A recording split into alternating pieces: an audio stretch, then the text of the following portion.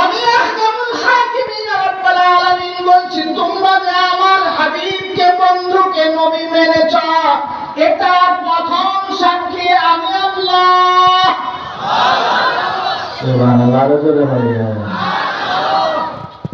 এরপরে তোমরাও সাক্ষী একে অন্যের, যেমন আমরা বললাম এই কথার সাক্ষী দিলাম, এখানে তিনিও সাক্ষী, আমিও সাক্ষী, সবাই সবাই সবাই আবার বলছি না, সবাই আল্লাহ বলে ক্বালু ক্বালা ফাশহাদু আনা মাকুম মিনাশ শাহিদিন। আমি আল্লাহ সাক্ষী, আমার নয়, তোমরা সব নবীরাও সাক্ষী। যখন সব নবী সাক্ষী হয়েছে, এখনো আয়াতের শুরুতে লামা